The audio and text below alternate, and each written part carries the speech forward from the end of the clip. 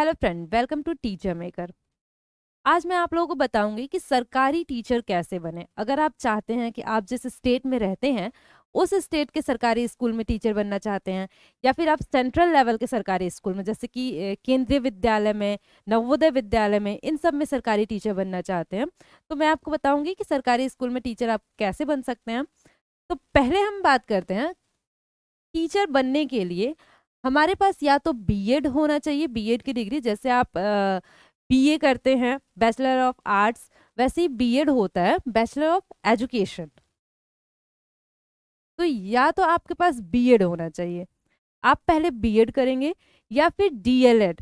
DElEd का अगर आप नाम नहीं सुने होंगे तो पहले इसको बोला जाता था डीएलएड, पहले इसको बीटीसी बोला जाता था, लेकिन अब इसका नाम चेंज करके डीएलएड कर दिया गया है। ये क्या है? डिप्लोमा इन एलिमेंट्री एजुकेशन, और पहले इसका नाम था बेसिक ट्रेनिंग सर्टिफिकेट। तो डिप्लोमा इन एलिमेंट्री एजुकेशन या तो आपको डीएलएड करना होगा या तो आपको बीएड करना होगा। दोनों का ही जो पीरियड है वो 2 इयर्स का है, 2 साल लगता है दोनों को ही करने में। ग्रेजुएशन के बाद आप ये कर सकते हैं। ग्रेजुएशन के बाद अगर आप बीएड का जो होता है एडमिशन, वो एंट्रेंस बेस्ड होता है। बीएड कैसे होता है? एंट्रेंस बेस्ड एग्जाम होता है इसका, और जो ये डीएलएड या बीटीसी है ये कैसे होता है? तो ये मेरिट बेस्ड होता है।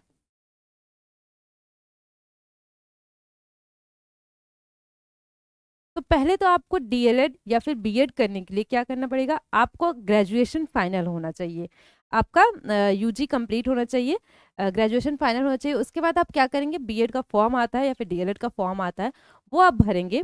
बीएड में एंट्रेंस होता है, पहले वो लोग एंट्रेंस एग्जाम लेते हैं, उसके अकॉर्डिंग आपको कॉलेज अलॉट होती है। आपको सरकारी कॉलेज भी मिल सकता है, अगर सरकारी नहीं मिला तब आप प्राइवेट में जाके एडमिशन करवा सकते हैं। सेम ऐसा ही होता है डीएलएड में। डीएलएड में क्या होता है?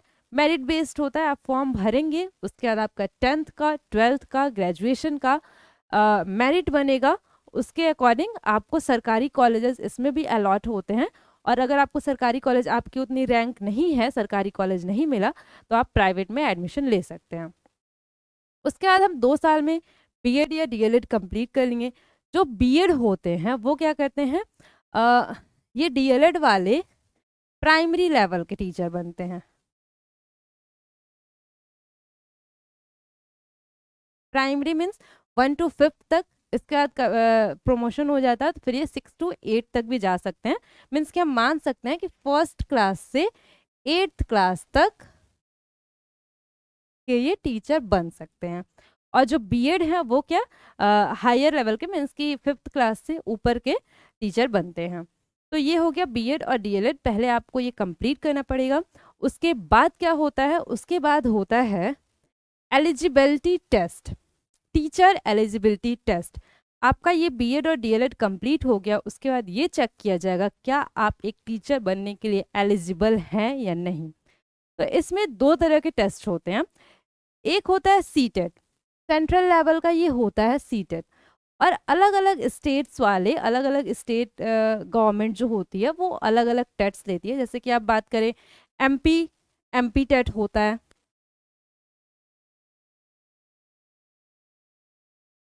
MP TET. इसके अलावा यूपी टेट होता है, यूपी गवर्नमेंट यूपी टेट लेती है। इसके अलावा रीट होता है, ये राजस्थान गवर्नमेंट लेती है। इसके अलावा एस्टेट होता है, ये बिहार गवर्नमेंट लेती है। तो अलग अलग स्टेट्स गवर्नमेंट अलग अलग टेस्ट लेती हैं, एलिजिबिलिटी टेस्ट होता है। लेकिन अगर आप सीटेट क्वालिफाई हैं तो आप किसी भी स्टेट में टीचर बन सकते हैं, टीचर का एग्ज़ाम दे सकते हैं। कुछ स्टेट्स ऐसे होते हैं जो अदर स्टेट को अलाउ नहीं करते हैं, अदर स्टेट वाले बच्चों को, लेकिन ज़्यादातर जगह सीटेट, सीटेट हर जगह एप्लीकेबल होता है। तो आपको सीटेट क्वालिफाई करना पड़ेगा, या फिर आप अगर अपने स्टेट में रहना चाहते हैं तो आपको ये स्टेट टेट क्वालिफाई करना पड़ेगा। ये एक क्वालिफाइंग एग्ज़ाम होता है। इसमें क्या करना रहता है? ये बहुत ही इजी होता है, बस एक क्वालिफाई करना होता है। आप 90-95 मार्क्स लाके, कैटेगरी वाइज इसमें मार्क्स होते हैं। आप जनरल कैटेगरी से बिलोंग करते हैं या फिर ओबीसी से बिलोंग करते हैं, एससी एसटी से, उस अकॉर्डिंग इसमें कट ऑफ बनते हैं और बस आपको वो क्वालिफाई करना होता है, बस क्वालिफाइंग एग्ज़ाम है ये। बहुत ही ईजी पेपर होता है। अगर आपको इन सब की प्रिपरेशन करनी है तो आप हमारे साथ जुड़ सकते हैं, हम इन सब की प्रिपरेशन कराते हैं। आप क्या करना चाहते हैं या फिर आप क्या कर रहे हैं ये कमेंट सेक्शन में ज़रूर बताइएगा। तो ये हो गया। इसके बाद क्या होता है, हम ये एग्ज़ाम क्वालिफाई कर लिए, उसके बाद आप किसी भी स्टेट में या फिर आप सेंट्रल गवर्नमेंट की नौकरी पाना चाहते हैं तो सेंट्रल गवर्नमेंट की जॉब मैं बता दूं आप लोगों को, केवीएस, केंद्रीय विद्यालय संगठन, सीटेट क्वालिफाई करके आप केंद्रीय विद्यालय संगठन स्कूल होता है उसमें जा सकते हैं। इसके अलावा एनवीएस, आपने नवोदय विद्यालय के बारे में सुना होगा, नवोदय स्कूल्स होते हैं, इसमें आप जा सकते हैं। इसके अलावा DSSB,